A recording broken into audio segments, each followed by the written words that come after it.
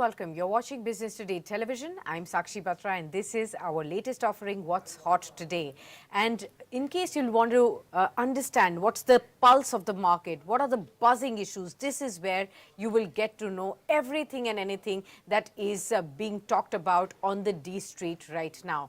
Today, we're going to be starting off our discussion with ICICI Prudential AMC, which has seen a strong listing in trade, hovering around 22% higher at 2,642 odd levels. We have seen this very strong listing for a huge 10,000 crore rupees over IPO that had got, of course, a lot of subscriptions, a lot of anticipation, and we have actually seen the stock get listed at 2,600 versus an issue price of 2,165, and it's further moving up as well. So that's something that we're going to be focusing on.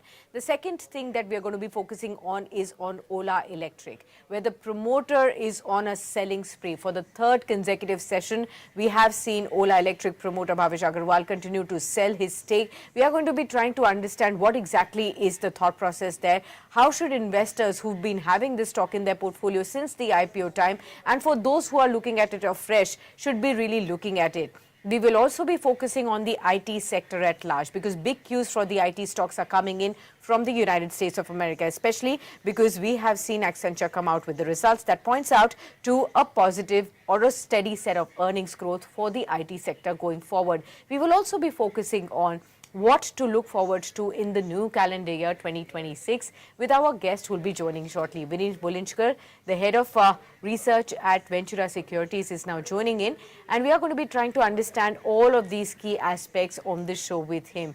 Let's also look at the markets. 25,935. You can see at the Nifty 120 points higher in trade. Last session of the week, we have seen a lot of choppiness throughout the course of the week as well.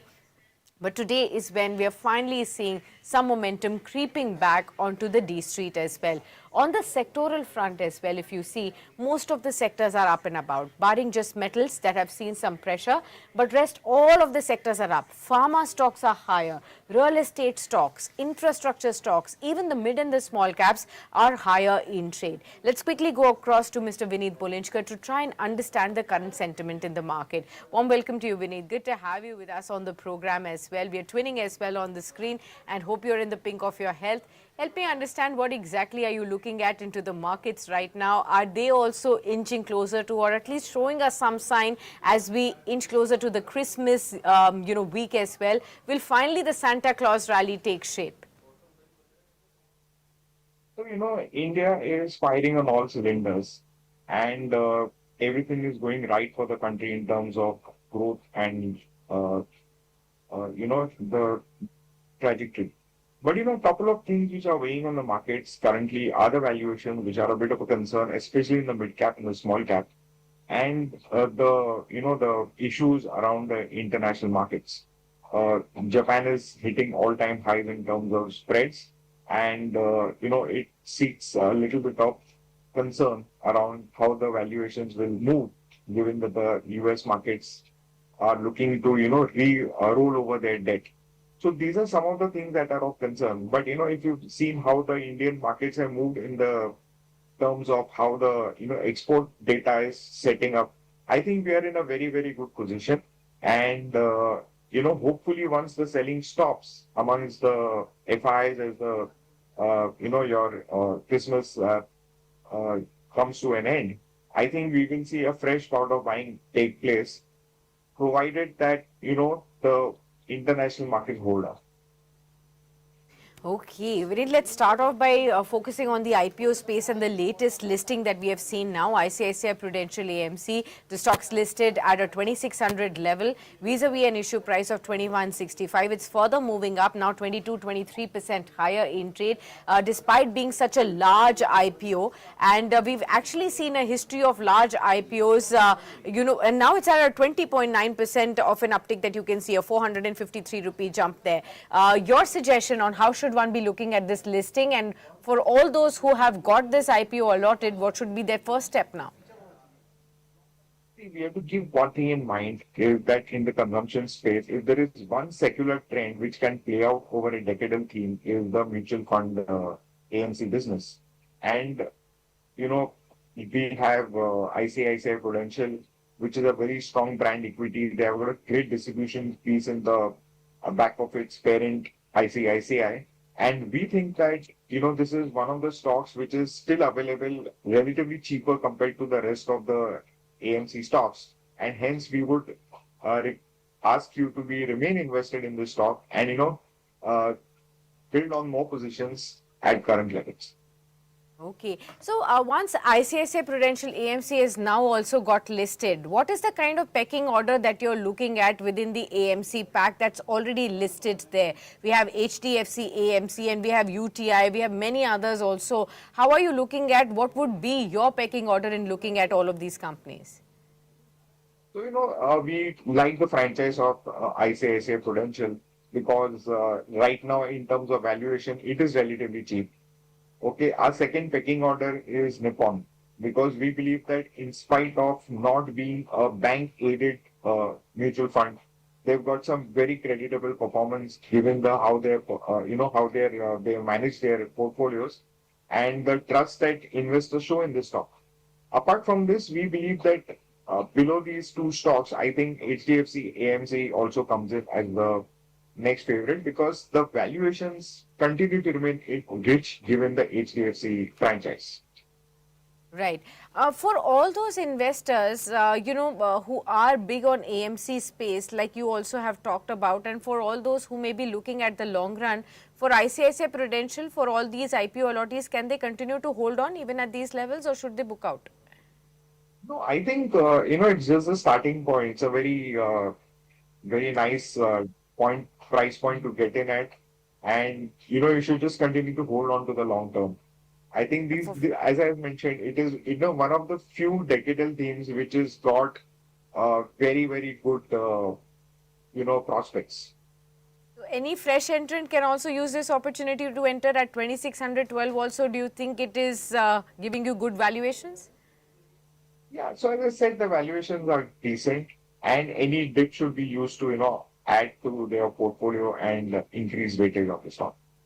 One more question on the AMC space. We actually have been going through this entire SEBI, regulations that have actually changed over the last couple of sessions as well. We have seen the expense ratio change, a base expense ratio being introduced. We've also seen the brokerage fee also getting into an alteration as well. The taxation have been removed from such mutual fund, investments for the investors to know where exactly is the money going. How are you looking at the AMC? All of these AMC stocks were higher because they were probably expecting that the SEBI will come, heavily on them and may reduce the kind of fee that they charge by a large amount. But this was only, say, by about 10 basis points or so in many cases. How would you look at it? It's a graded response and, I think the fears were overdone and the market is very happy that, it's not too much of a challenge. And, there are checks and balances out there. So while their fees may have been shaved off a bit, you get compensated by the limitation in the brokerages that can be paid. So I think good checks and balance in the place and it ensures that the cartel is not disturbed and it is business as usual for the AMC company. So we can continue to remain invested. Okay, got that. Let's also now focus on the other space, the recently listed stocks. Ola Electric is back in focus. Vinit, we've discussed this stock so many times over with you as well. Today the stock is sharply recovering from last few days of a fall, 9 or 10% higher in trade. But last 1 week, we had actually seen a sharp fall in double digits also. Last 3 days of a consecutive sell-off of stake from the promoter, Mr. Aggarwal has sold 2.83 crore shares at an average price of 31.90, a third straight session of selling that we've actually seen following the stake sales of 234 odd crore rupees in the first 2 tranches already. How are you looking at what's really happening there and what is the picture telling you about Ola Electric? So, in October, in the quarter one when the earnings season was out, we had heard some very encouraging and enthusing response from the promoter. However, that story has not played out over time, and we find that Ola is struggling for market share, and even other incumbents like Ather Energy are doing relatively a decent job. And Hero is doing much better, and the other incumbents, Bajaj and TVS, continue to rule the roost. So, with the promoters selling out, and prior to that, Matsushita Son has also sold some stock, is not very enthusing encouragement for investors. And, we have kind of, from our bullish stance, we have kind of moved away from this counter, and we would like to watch the stock, put in some kind of positives in terms of, numbers that come in. That is very important. So if you are invested and you're looking to hold, you should track the counter of every monthly sales that come out on Ola Electric relative to its peers, as I mentioned. Okay, got that. When we look at this entire two-wheeler space, electric two-wheeler space, we've seen Ather perform so well. It's among the top performing IPOs. At the same time, Ola Electric, there have been consistent issues that the company has faced in its first year of listed sphere. How would you look at the opportunities even beyond Ola Electric in the electric two-wheeler space, maybe the two-wheeler space that's also backing big on batteries as a service? How are you looking at this entire space? Batteries is still up for grabs because there's a lot of, uh, settling of market share and leadership given the different types of battery technologies that are at play. Uh, Other thing that we have to understand is that, clearly the market seems to have made up its mind on, which are the stocks that will do well. So I think the top three, as we mentioned, Hero, Bajaj, TVS, and Ola Electric are uh, coming into the play. And as the business goes on, and as the volumes pick up, you'll realize that Ather Energy has got a very, very strong strategy and product offering in place, and they continue to do well. They have got a good, decent market share in South India, and despite being a bike company, which is a higher ticket two-wheeler, they're doing relatively well. And now they're slowly expanding the wings across central India, and then gradually will move moving upward north. So we continue to remain positive on Ather Energy, and we think that these three, along with Ather, are one of the leaders of the pack. Okay, fair point. Moving on, let's also talk about the IT space that's also in focus. It has been showing us momentum of late already, coming out of its long-term underperformance for some time now. But now the fresh trigger is coming in from the US by way of Accenture Q1 results, and therefore the IT stocks are back in focus. For Q1, Accenture has posted its revenue that's up by 6% to $18.7 billion. This is a year-on-year 6% increase. They have retained FY26 sales forecast as well, adjusted the earnings per share of $3.94, beating the estimate of $3.72 as well. Now, the organic growth guidance for FY26, again, they have maintained at 0.5 to 3.5%. The advanced AI bookings is also up by 76% on a year-on-year basis at $2.2 billion. Their new bookings stand at $20.9 billion. They've already clocked in 33 large deals, and the company will discontinue the separate AI metrics disclosure. Now, the advanced AI is now embedded across nearly all client engagements is what they've also pointed out as well. Now, of course, Jeffries on Accenture has given a steady guidance, given the IT upside. They've also talked about discretionary spend still weak. However, the Gen AI spend not lifting the budgets at this point in time. FY27 growth risks to also to be on a consensus. PE expansion is also likely something that they are pointing out too. Let's try and understand how to read Accenture's earnings and the sentiment that's getting developed in the US, and what would that mean for the Indian IT space at large. How would you look at Accenture's earnings, and what is the guidance there for Indian IT? So, we are quite, if you remember, we've been consistently bearish on the Yes. IT space for the last couple of years. Uh, and a little bit of good performance that is coming in is that Accenture has guided very strongly. And, TC has done its disclosures on AI, which are a little of around $1.5 billion. So that's very positive news for the sector.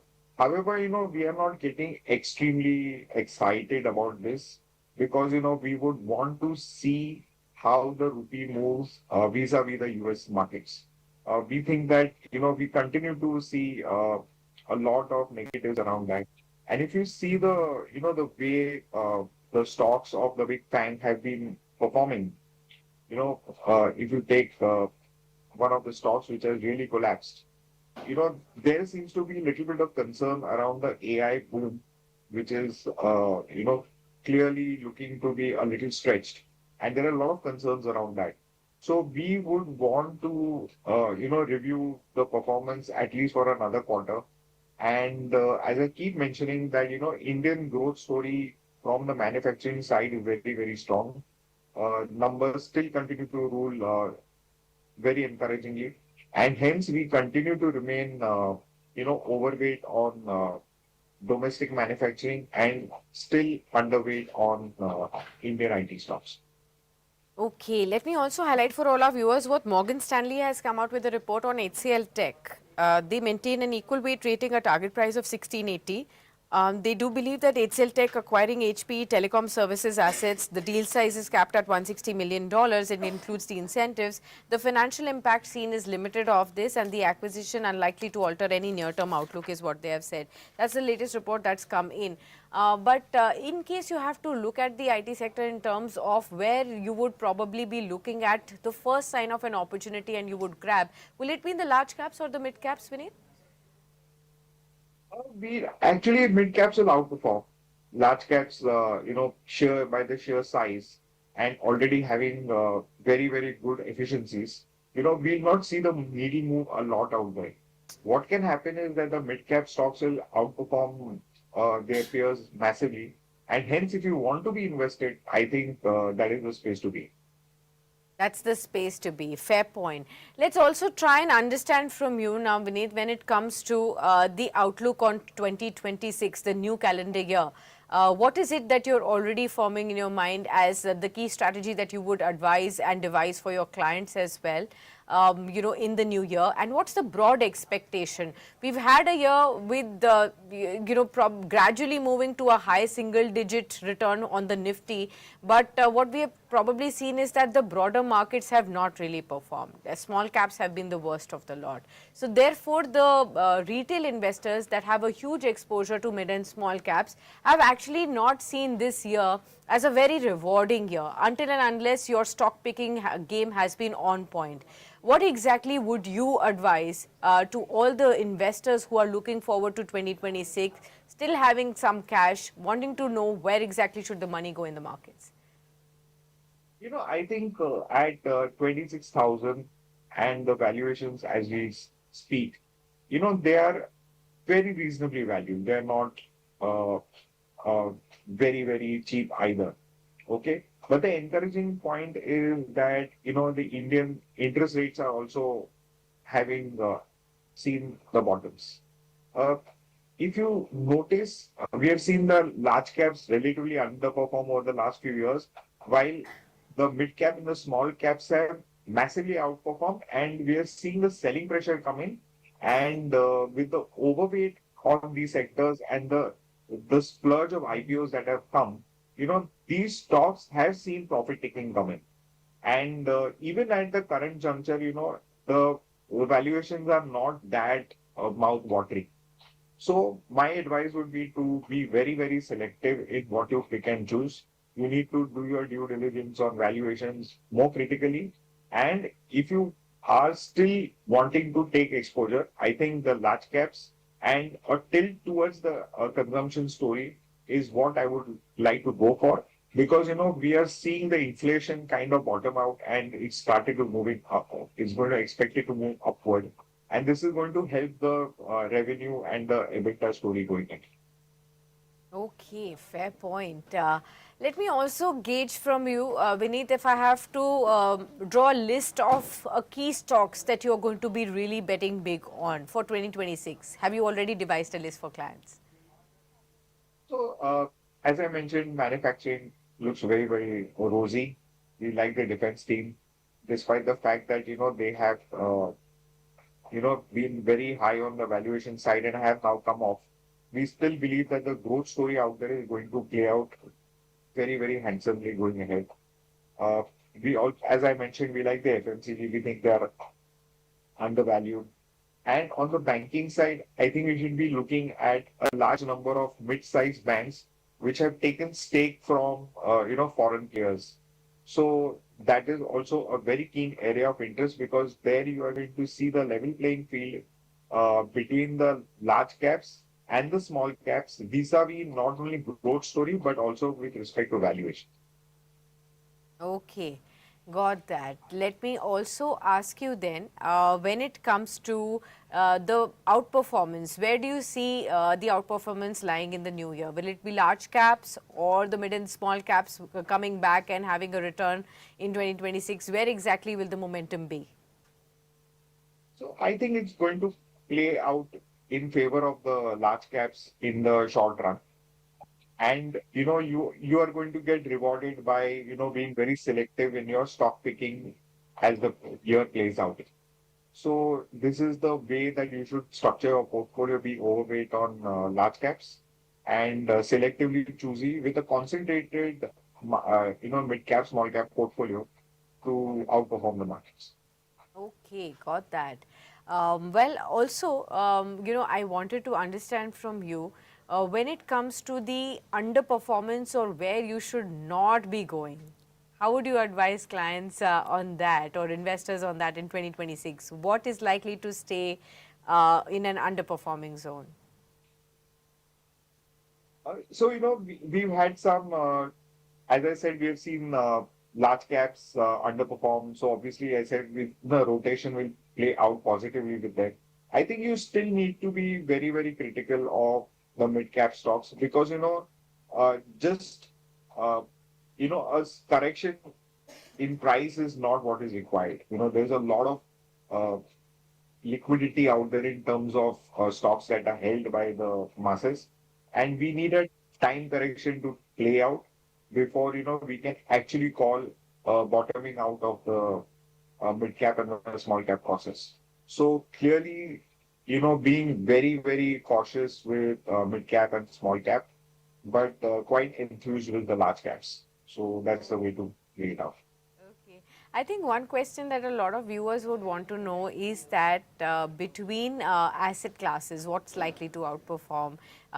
This time around in 2025, we've seen a severe outperformance from the commodities, the bullion, gold, and silver vis-a-vis the equities. In fact, last 2.5 years, we've constantly been seeing the commodities outperforming. How would you look at 2026? Do you think markets will come back and beat the returns in gold and silver? I'm still positive and overweight on gold and silver.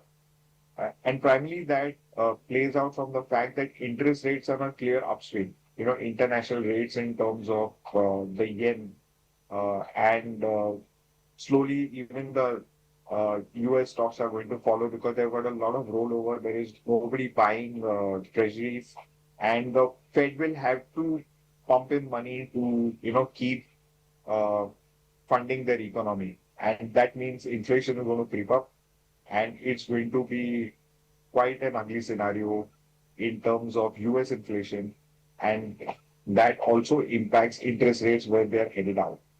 So keeping all these things in mind, I think that gold and silver will continue to outperform.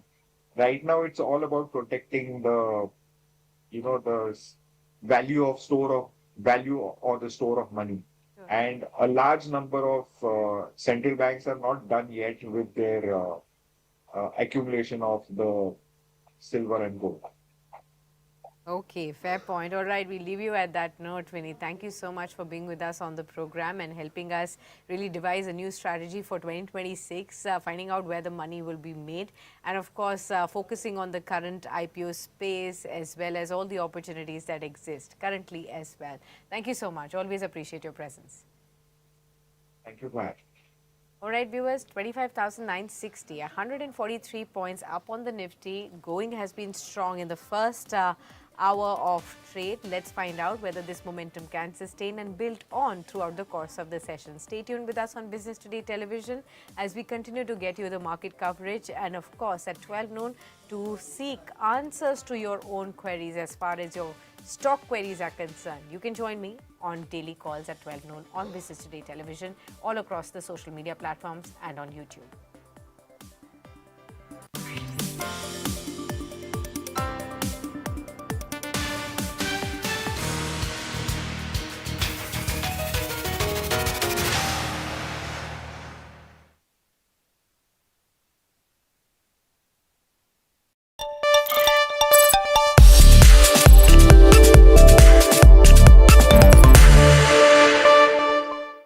These last 2 weeks have been very challenging for all of us. As Indigo employees, we stood tall and united. Indigo CEO Peter Elbers